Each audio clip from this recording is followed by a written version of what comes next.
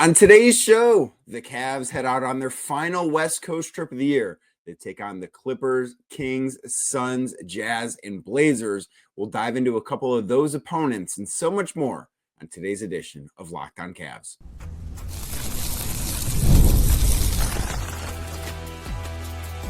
You are Locked On Cavs, your daily Cleveland Cavaliers podcast. Part of the Locked On Podcast Network, your team every day.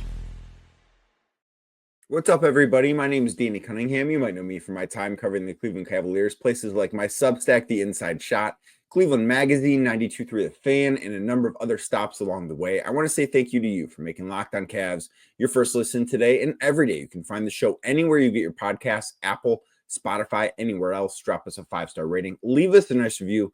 Be a friend. Tell a friend about Locked On Cavs. Make sure you're subscribed. Make sure a friend is subscribed as well. And if you're watching the show on YouTube, do me a favor. Hit that thumbs up button for me. Click subscribe and hit that notification bell so you don't miss the latest Locked On Cavs content. A proud part of the Locked On Podcast Network, your team every day. And today's episode, of course, is brought to you by PrizePicks. Download the PrizePicks app today and use code LOCKEDONNBA to get $50 instantly when you play your first $5 lineup.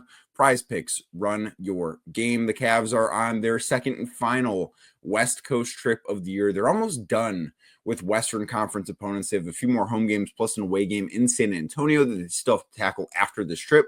But for the most part, they're wrapping up their Western Conference slate with this trip. It begins Tuesday night in Los Angeles, taking on the LA Clippers. Very, very late start time. I will be with you having a post-game presser or a post-game podcast after that, just the way I would a 7:00 tip. Just going to be a very late night. And they take on the Kings on Wednesday, the Suns on Friday, the Jazz on Sunday, and the Blazers next Tuesday before they return home. But this will be a very, I think, an interesting trip to see how the Cavs react to a loss, something that we haven't had to talk about very frequently this year. I'm very interested to see what they look like offensively while they're out west. The Clippers are a really good defense, but the rest of the teams are playing maybe not the best defensive team. So I think there is maybe a little bit of an opportunity for the offense for the Cavs to get right while they're out west. On this edition of Locked On Cavs Whip Around, Darian Vaziri, who does a great job over at Locked On Clippers, he sat down with me. We chatted about what's going on with the Clippers, James Harden, Norman Powell, the Clippers defense that's been really, really good so far this year. They're third in the league, so we did that. And then plus Benjamin Garcia over at Locked On Suns. Maybe you know him. He got into a little bit of a Twitter spat with Kevin Durant last week. So he brings his fame and the best vibes in the NBA of the Phoenix Suns to Locked On Cavs to chat about that. So without anything else from me, here's my conversation with Darian Vaziri. And for the first time this year, the Cleveland Cavaliers head west to LA. It'll be their first game into a dome, taking on the LA Clippers. Darian Vaziri does a great job for us over at Locked On Clippers and the Dime Dropper Pod, covering all things LA and, of course, the Clippers. And this year, Darian, I think has maybe gone a little bit better for the Clippers than expected, considering what they lost this offseason. Paul George now on the Philadelphia 76ers. We don't have to talk about how bad of an experience that has been for the Sixers and him. But what's this year been like, contrary to, I guess, what you expected going into the season? It's been a team that works hard, and the theme of the season for Clipper fans is this is our first year at Intuit Dome. Now, there are fans, including myself, that have been frustrated with the fact that it's another year of, at the end of the day, is Kawhi Leonard going to be healthy? Year 6 of this experience, and we're still doing that if Kawhi Leonard's going to be healthy. But the Clippers front office, they've made some mistakes over the last 6 years, but this offseason, I think they got it right with Paul George, as you mentioned. We replaced him with guys like Derrick Jones Jr., Chris Dunn, who hopefully will get an all-defensive spot, and someone like bringing Nicholas Batum back. You know, these kinds of players help you defensively for sure. And we've just had kind of a defensive approach.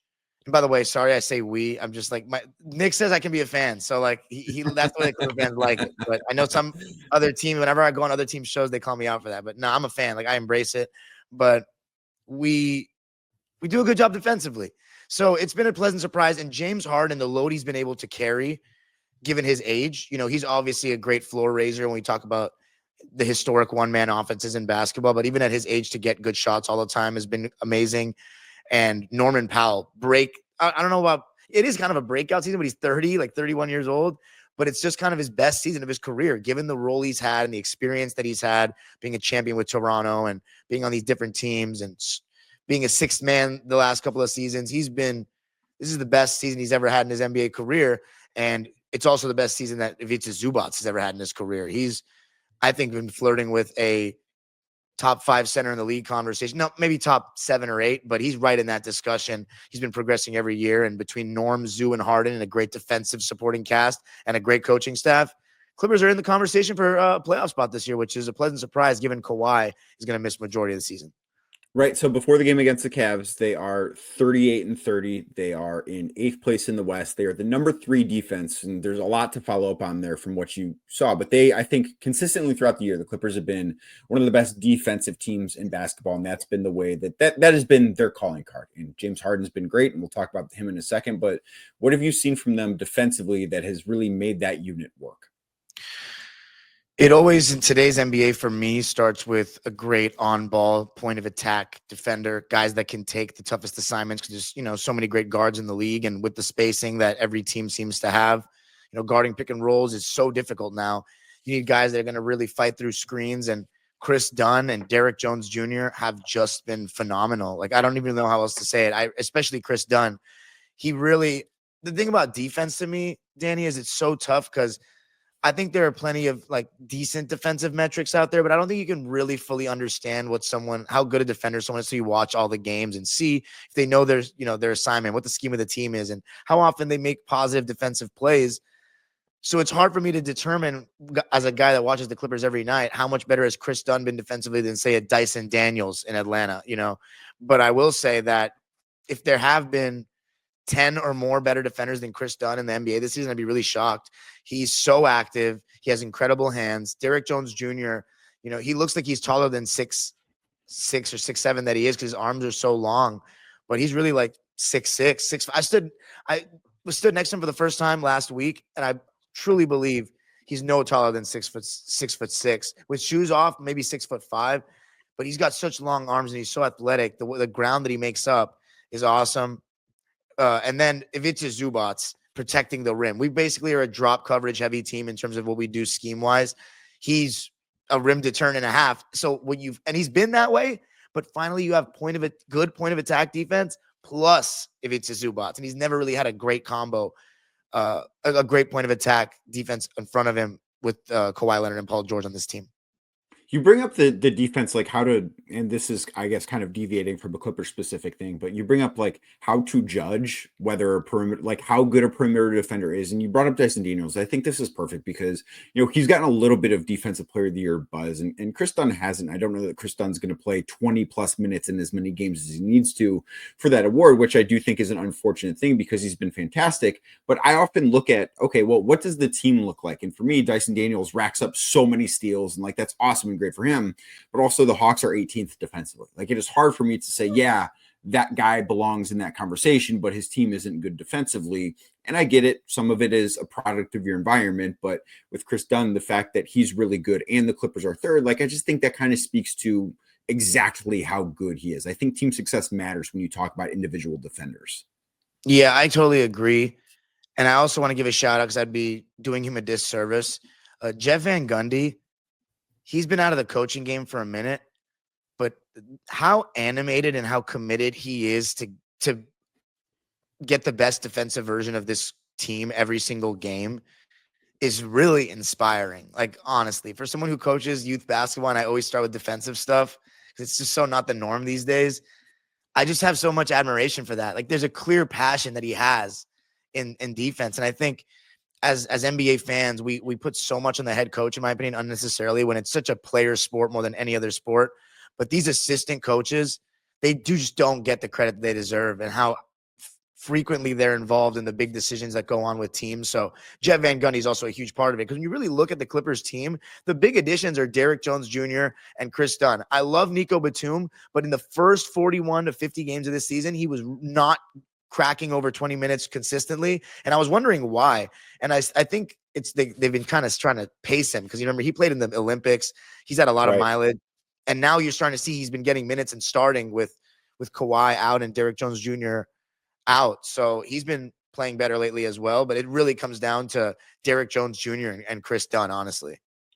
I do want to talk a little bit about Norman Powell because and you mentioned a breakout, and it's weird to say that about a guy that's going to turn 32 sooner than later. Like he turns 32 in May, but he's averaging more than just about 10 more points per game than he was last year. I think that should be the guy that we look at for most improved player because these sort of jumps don't necessarily happen this deep into a career the way it has for him. What have you liked that you've seen from Norman Powell this year? It's really just Norman Powell that we've seen since he's been a Clipper, but with a bigger opportunity. He's been quoted a lot this season for that addition by subtraction quote he had when he was asked about Paul George in the summer. And I was like, I love the confidence, but come on. But he was completely right. Like he has been so efficient. And the one thing I'll say about Norm over Paul George, I'm not saying he's better than him this season. He has been though, like undoubtedly, is he has a real appetite to score. Like he's a real gunner, but because he doesn't dribble so much, it doesn't feel like he's a ball hog, if that makes sense. And he can play off the ball. Like he just likes attacking closeouts and catching and shooting. So playing off of James Harden becomes easy for him. And it doesn't feel like there's any sort of, quarrel in terms of the role there. James Harden's the on-ball creator, and Norm is the guy that'll, come off some screens and also just catch and fire away. So he's been so great in that role this season. And he's also just seems like a great guy as well. So great guy to have around. He's been awesome. And James Harden, too, has been fantastic. I mean, if you look at what he's done really in the month of March so far this year, I mean, he's got games with 21-15, 55-4, 27-7, 29-11, a 25.17 assist game. He has, at least from afar, looked like the MVP version of James Harden for a little bit here. What's been up with him? Well, I wouldn't go as far as to say that MVP version that was so quick, you know what I mean, off the dribble and dominating, but he's been hitting some stride here the last week or two. That's been really interesting because at this time last season, he looked burnt out and he was having he was part of the reason why the Clippers had a little dip going into the playoffs last year. And it was looking like he was having that sort of dip a couple of weeks ago, but these last 2 weeks, he's really been, it seems like he's had a little jolt of energy, and his consistency has just been amazing.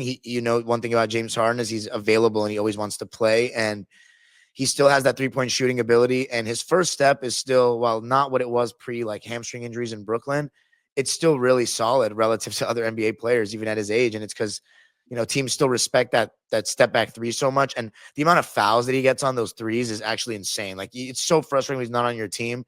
But even when he's on my team, I'm like, how does he get these calls? Because I feel like there's a lot of little contact that goes on shooters these days, and he just gets the benefit. I think he really sells it and he has the reputation. So it's a change from Paul George, who struggles to get to the line. But I wanted to say too, I really haven't been able to watch the Cavs as much as I've wanted to this season. I mean, I'm excited to be able to play them 2 times, to end this season and really test our defense against the number 1 offense in the league. I think it's an awesome and likable story. And I love Evan Mobley. My dad went to USC, so I love Evan Mobley. Okay. And I really hope you guys make it. I would literally not be mad at all. I would, in fact, be happy about it if the Clippers didn't win the championship, the Cavs won. Because without LeBron to win a championship would be such a crazy story. I'm not used to them being good without LeBron. I wasn't there for the Mark Price. I mean, it hasn't happened in our lifetimes. I wasn't alive the last time the Cavs had a team. They've never had a team this good without LeBron. Like they have 56 wins, the most wins I think they've ever had on a non-LeBron team is 57, which could be tied against the Clippers at some point down this West Coast trip that they're on. It will be tied. Like it's been remarkable. I think that this game in specific on Tuesday night I'm most interested in is like the Cavs have been a great offense, but in the month of March, it's kind of slipped a little bit. I want to see how they look going up against a really good defense, because against Orlando on Sunday, I thought they played decent offensively and they missed a ton of open shots. Like they shot 25% from 3, which is not who they are, but how they look against the Clippers defense, I think is really going to tell the story of this game on Tuesday night. Yeah. Great test for both teams. Yes, and if you want to learn more about the LA Clippers going into tonight's matchup, or if you just want to follow along with old friend Ty Lue as the Clippers try and make the playoffs in their first post Paul George season, make sure you check out the Locked On Clippers podcast, also the Dime Dropper pod as well. Thanks so much for the time, man. Thank you. Anytime.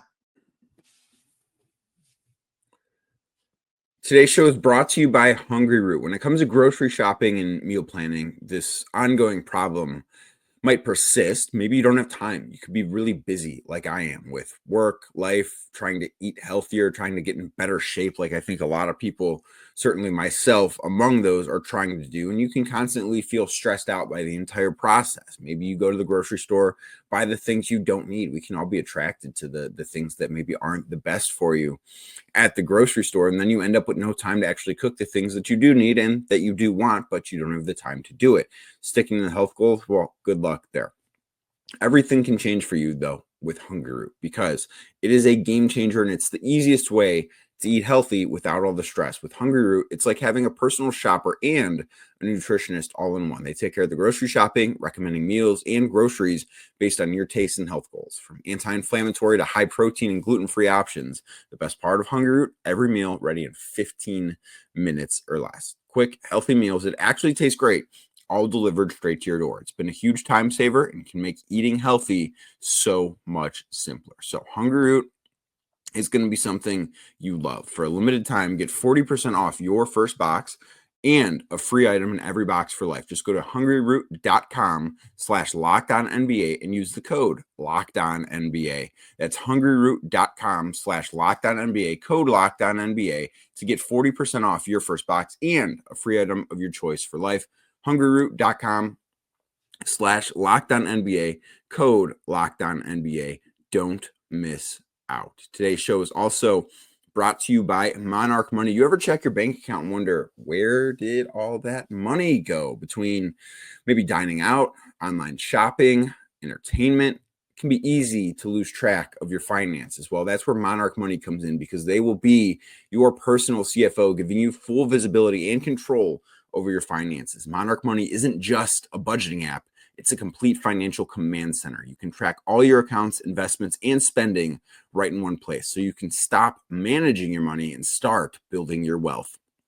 Instead of needing to juggle multiple apps to make sure you're on the right track financially, Monarch can check your finances, track spending, and even plan for your long-term wealth building goals. Managing money with your partner is smoother than ever with Monarch. You can track shared and personal accounts, set goals, and stay on the same page without all of the stress. So take control of your finances with Monarch Money. Use code LOCKEDONNBA, that is LOCKEDON NBA, at monarchmoney.com for 50% off your first order. That's monarchmoney.com, code LOCKEDONNBA for half off your first year. And it is time to talk about the best vibes in the NBA. What team am I talking about? Of course, the Phoenix Suns. Benjamin Garcia of Locked On Suns and the Ben Garcia Show on YouTube here. And what's up with the vibes? Everything's great in Phoenix, right? Well, I'm just a little frustrated because I thought after, we had talked pre-show, you were going to introduce me by Clown Garcia, but listen, that's fine. I didn't wear my red nose and my big shoes, and it is what it is, but the vibes are low, to answer your question, extraordinarily low, lower than I think that they have ever been. I've been a Suns fan my entire life, obviously, and I'm 27 years old, and I've only been covering the team, like covering it. This year's my first year, although I've done stuff with other platforms, but really on Locked On Suns, doing it for this year, for the year. And I couldn't pick a worse year to join, because I don't think there has ever been a worse season. This is bad. It's really bad. I can't think of one where like the expectations were so high. And if I'm not wrong, like they started 8-1 and they were winning a lot of close games early in the season. And then just at what point did this turn into the disaster of a season it's become for Phoenix? Once guys started to get injured. So it wasn't necessarily Bradley Beal, because it's really weird, because with the statistics, the Suns are actually better. Not considerably, but better with Bradley Beal off the court and just Kevin Durant and Devin Booker. But once Kevin Durant went out, this team just was a shell of itself. They couldn't win any games. They gave up all of their margin for error early in the season. I think it was in like November where Kevin Durant got hurt. And then it just spiraled out of control. I remember the tipping point for me was New Year's Eve. I was doing that show alone, giving my co-host Brendan Clean the night off because he actually goes and does stuff on New Year's Eve than rather just sit alone and watch the Suns horrify them. The Grizzlies, like C team, they didn't have John Morant. I think it was just Jaren Jackson Jr. and Desmond Bane, and everyone else was out. Zach Edey wasn't playing. John Morant wasn't playing. Marcus Smart, I believe at the time, wasn't playing either when he was there. They annihilated the Suns. The score was close to end the game, but it didn't tell the full story. And these guys have been spiraling ever since. It's injured team after injured team beating the Suns, or in games that they should win, like a couple of weeks ago against Toronto Raptors, and they just lose that game. They barely beat the hospital Mavs a week ago. Like, it's how bad it's been. And so, you know, the fans are turning on each other. Sometimes I become that person. You know, I jokingly said, you know, Kevin Durant called me Clown Garcia yesterday. That was fun. And fans are turning on each other. People are picking sides, whether you are either team Kevin Durant, team Devin Booker, or your team Mike Budenholzer. Someone is blaming that person, one of those three people, or the front office as well. But it feels like altogether everyone hates the front office, including ownership. So, unfortunately, that's what it is, man. That's where we're at right now. So ownership has been, I think, an interesting thing since there was that transition, you know, a little over, you know, what was it, 2 years at this point that the Kevin Durant experience has been going on in Phoenix. It feels much, much longer than it actually has been. And I know that ESPN's Tim McMahon put out a lengthy, in-depth, very well done article about what is kind of to come in the future for the Phoenix Suns. And maybe they're not a team that's going to ever embrace the tanking process. And I think keeping Devin Booker in place for the long term is probably a pretty high priority there. But how do you see a way out of this for them? Because this has been a disaster. Yeah, I'll spill this on your show than I have on my show as well over on Locked On Suns. I don't think the Suns' future is as murky as people make it out to be. It is really bad right now. But if you move Kevin Durant, and now listen, they're not going to be title contenders anytime soon, that you're probably 3 years away from that actually happening. And that's if you make the right move of moving off of Bradley Beal, who will be an expiring deal, which is actually really valuable if you have $50 million and that's an expiring deal. But the Kevin Durant stuff is you move him, you potentially get your picks back from the Rockets. I don't know. Or you move him to the Timberwolves and you're getting picks back from multiple teams because it'll be a 3-team deal because you'd have to include Julius Randle. You get a bunch of pickbacks. You get Jaden McDaniels. You have some flexibility of being underneath that second apron. You wait another season. Bradley Beal then has 2 years left on his deal and makes $50 million. Every year, a year goes by on his contract. It does make it more tradable and more valuable. With that being where if the Suns move Beal this year, they'd be giving up all their assets just to move off of him, which very limited assets. So there is a way out. And I do think this Suns team, if you added Jaden McDaniels, if you get a bunch of picks, potentially move some of those picks for another player, not an elite player, but something like that. There is a path where this team could be the 6 seed next year, 5 seed, losing in the first round, losing in the second round if lucky. But one thing that I thought was really interesting was I brought on Jason Timp of Hoops Tonight on last Thursday, which aired on Friday. And I thought it was very interesting. He had mentioned the Suns have obviously got to hit on some vet minimal guys to be competent next year. But if you can just get guys that this Suns team is lacking, like a Jordan Goodwin, who's just out there to do the dirty work, maybe can't shoot the ball super effectively, but changing the culture of this team, go and get guys that will go and do everything else that your star players aren't doing. Grabbing rebounds, diving on the floor. Jordan Goodwin's a good name to think of, or just someone like that. Just someone who's willing to do all that dirty work. You can change the culture of this team because right now they're broken, man. They're broken from the top all the way to the bottom, which is surprising to me in that article, seeing Devin Booker say that he just wants to continue to be here. Right. That was the interesting thing that stood out to me. And I think that Devin has spoken about that previously, about wanting to be a one franchise guy, which of course in today's day and age is a very good thing. But you mentioned the culture thing and starting at the top, and we can debate what the top actually is in the NBA, whether it's the star players, ownership, front office, coaching, whatever. But there was a change, and not to say that last year went as well as it could have, but there was a coaching change going from Frank Vogel, who won 49 games last year, to Mike Budenholzer, who I think it's very fair to say has underachieved as head coach of the Suns this year. Do you think the organization regrets moving on from Vogel after just 1 year? Yeah, because it's a cultural issue. I mentioned that I didn't really cover the Suns, but I covered the Suns. I did all Arizona sports as a whole, so it wasn't necessarily as a specialty in one specific thing. But I was at Fox Sports 910 in Phoenix, and I was filling in on the radio as I was the executive producer of that show, but I would fill in when the main host wasn't there. I was there. I was filling in when the Suns were basically in the middle of being swept. And I had said, you can fire Frank Vogel. I don't care. Fire him. It's not going to change anything. If you want to move Frank Vogel out of here, just move him out of here. But the problem with the Suns isn't the head coach. It's everything else. In Arizona right now, if you are a media member that says, I thought Kevin Durant could have played a little bit better today against the Lakers, 5 turnovers, 6 for 16 from the field, not necessarily something that contributes to winning basketball. You might not only hear from Kevin Durant, but you're going to hear from every Suns fan say, oh, of course, we're just going to blame Kevin Durant. The players have been yet to be held accountable. That includes Devin Booker, that includes Kevin Durant, and that for sure as hell includes Bradley Beal. And so, this team, you can blame the coach. I would bet you if at this point, what is it? What is today? March 16th at 4:00. I think Budenholzer gets fired.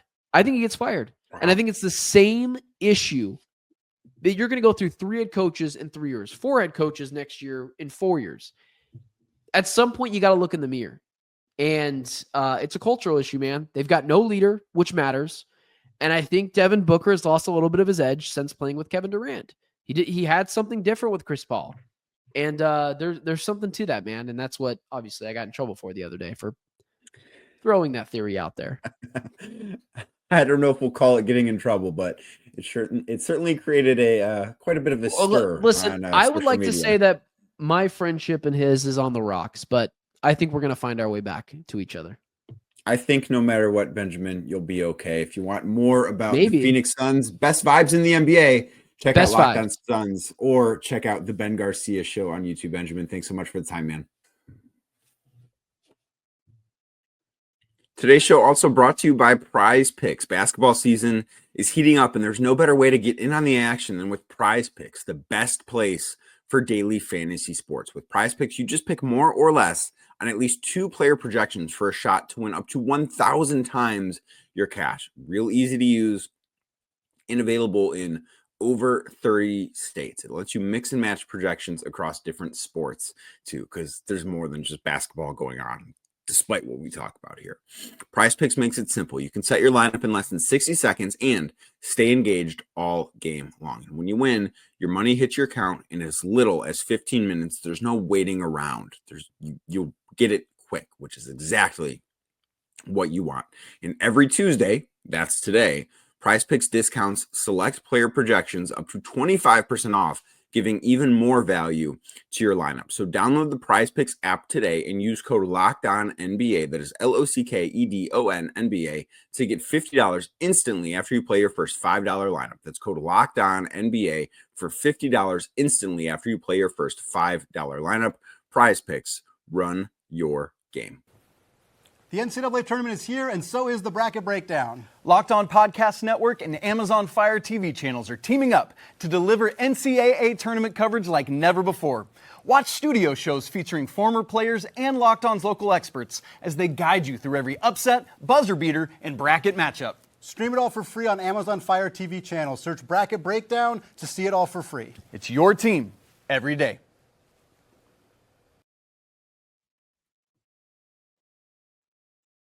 Thank you again for making Locked On Cavs your first listen today and every day. Like I said earlier, you can find the show anywhere you get your podcast, Apple, Spotify, anywhere else.